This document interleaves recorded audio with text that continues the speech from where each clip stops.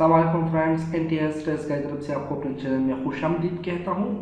Friends, आज SST math fizz का एक मुश्किल टेस्ट हो चुका है और इसी टेस्ट का मैं तकरीबन पहला एक वीडियो अपलोड कर चुका हूँ।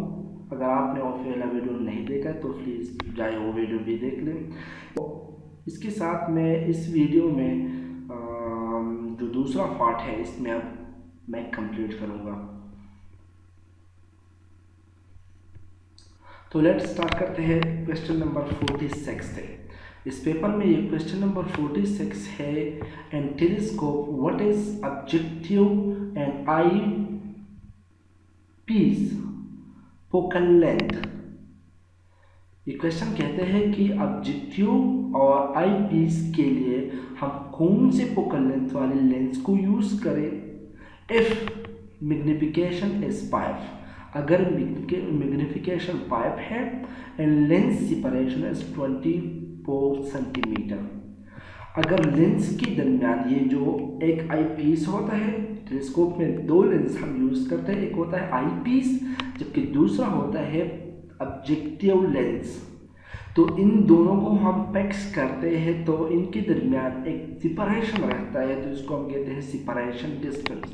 ये 24 सेंटीमीटर गिवन है। इसके साथ इसके जो मैग्निफिकेशन है ये 5 है। तो लेट हम इसको सॉल्व करते हैं कि इसका रिजल्ट क्या हो सकता है। तो यहाँ पर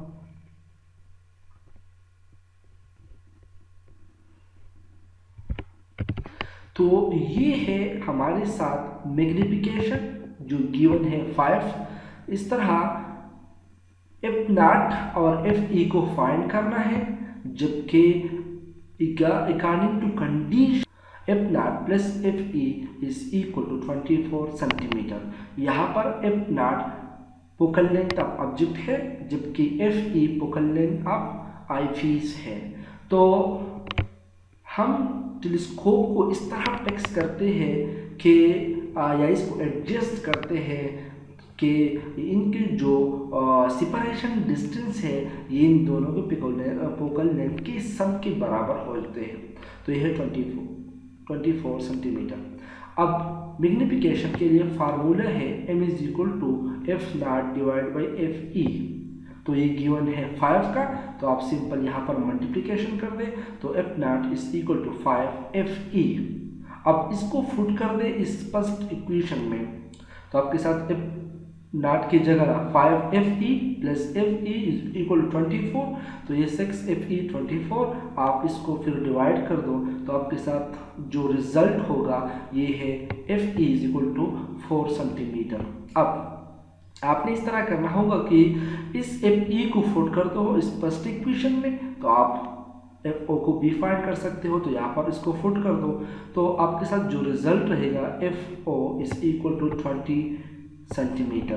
तो अब पेपर में हमारे साथ जो ऑप्शन रह गया, अब हम इसको लेट चेक करते हैं।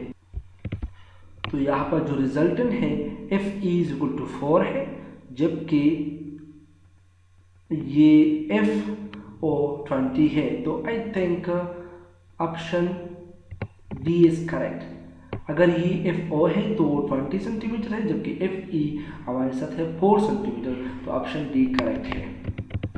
Now question number 47, the ratio of MOI क्या है। MOI mean moment of inertia of 10 valid cylinder to moment of inertia of solid sphere is। अगर आप moment of inertia of cylinder जबकि moment of inertia of solid sphere के लिए तो इसका result क्या होगा। तो ये भी मैंने सॉल्व किया है इस। तो सबसे पहले आपको याद रखना होगा कि moment of inertia of cylinder हमारे साथ इक्वल होता है 1/2 mr² का। लेकिन पता नहीं कौन से सिलेंडर के बारे में कह रहे हैं कि 10 वाइड सिलेंडर है, तो इसके लिए हम अगर हम इसको इस ऑप्शन की तरह लेते हैं तो mr² होगा। आज सिलेंडर में हमारे साथ इस तरह होता है कि इसकी जो मोमेंट ऑफ इनर्शिया है ये mr² के बराबर होता है। तो आप जबकि इसके साथ जो स्फीयर की जो मोमेंट ऑफ इनर्शिया है 2/5 mr² है। अब इन दोनों का अगर आप रेशो लेते हो तो mr² के साथ कैंसिल होगा, जबकि 2/5 इस डिवीजन में रहेगा तो 5 ऊपर, तो डिनोमिनेटर में 2 रहेगा तो आपका जो रिजल्ट होगा पाई बाई 2। तो करेक्ट ऑप्शन है pi by 2, option B is correct. Now question number 48. At what angle a banking speed a turn is? हम एंगल को कौन सी फुटकर की स्पीड एक टर्न पर ये रह जाएगा। तो लेट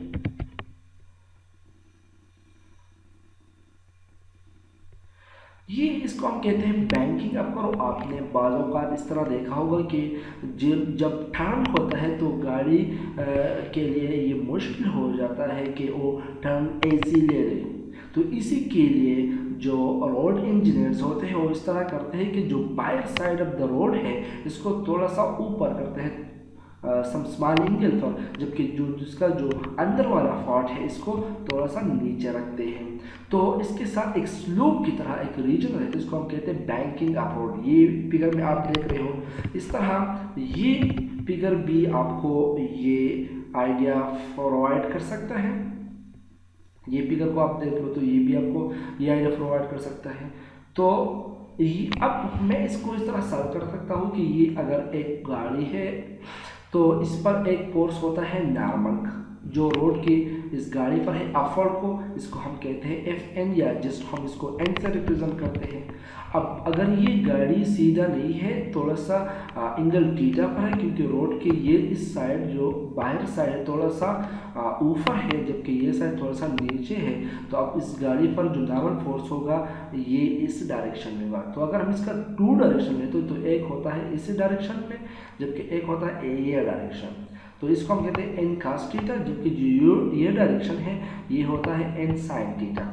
अब अगर आप इस फिगर पर गौर करते हो तो एन कास थीटा बिल्कुल ही एम जी जो वेट ऑफ गाड़ी है या वेट ऑफ ये कार है तो ये बिल्कुल इक्वल है। इस तरह ये जो एन साइन थीटा है वो एक्स्ट्रा फोर्स प्रोवाइड करता है जो एक्चुअली सेंट्रीपिटल फोर्स है। तो लेट इसको सॉल्व करते हैं।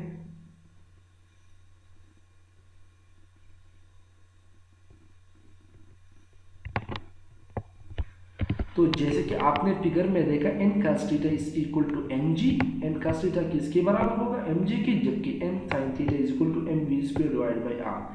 अब इन दोनों को एक दूसरे पर डिवाइड कर दो, लेकिन आपने करना होगा कि N sine theta divide by N cos theta लिखना होगा। तो इस तरह M V square divide by R पहले लिख दो, डिवाइड बाई एम जी कर दो, तो एम एम के साथ कैंसिल होगा, आपके साथ ये रह पाएगा। अब आपने यहाँ पर वी स्क्वायर को फाइंड करना है तो V square is equal to इसके बाद आपने अंडर रूट लेना है, तो आपके साथ वी की वैल्यू कैलकुलेट हो गई। अब ये क्वेश्चन कहते हैं कि आपने यहाँ पर ये इक्वेशन फाइंड करना है। इट मीन टेंजेंट थीटा को 1 करना है, और टेंजेंट थीटा तब 1 होगा जब आपके साथ एंगल 45 होगा। अगला क्वेश्चन दिया रहा है जिसमें एंगल 45 है, तो टेंजेंट थीटा 45 होता है तब ये 1 होता है। तो आपके साथ ये मैक्सिमम होता है या जो रिजल्टेंट है ये tangent theta is equal to 1, जो थीटा हमारे साथ एंगल देता है 45। तो यहाँ पर जो करेक्ट ऑप्शन है वो है option C 45। Now question number next 49. The molar specific heat at a constant volume per polyatomic gas is molar specific heat capacity जो एक हम कांस्टेंट वॉल्यूम पर कैलकुलेट करना चाहते हैं और ये पॉलीएटॉमिक गैस के लिए है, तो ये हमारे साथ इक्वल होता है CV इक्वल टू 3R का।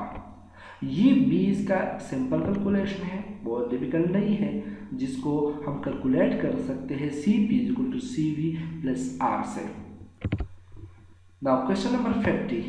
According to the equation of continuity, AV is equal to constant. This constant is equal to the equation of continuity के अकॉर्डिंग ये AV हमारे साथ होता है constant। तो ये किसकी बराबर है, ये भी वेरी सिंपल है, ये होता है AV is equal to constant। यहाँ पर A एरिया है जबकि V वेलोसिटी है। अब velocity distance divide by time के बराबर है, तो आपने डिस्टेंस डिवाइड बाई टाइम को अगर लिख दिया तो एरिया मल्टीप्लाइड बाई डिस्टेंस ये बराबर होता है वॉल्यूम का, जबकि डिवाइड बाई टी है अपनी जगह। अब delta we divide by delta T, इसको हम कहते हैं वॉल्यूम फ्लो रेट। तो आपके साथ जो करेक्ट ऑप्शन है वो है volume flow rate, option D is correct.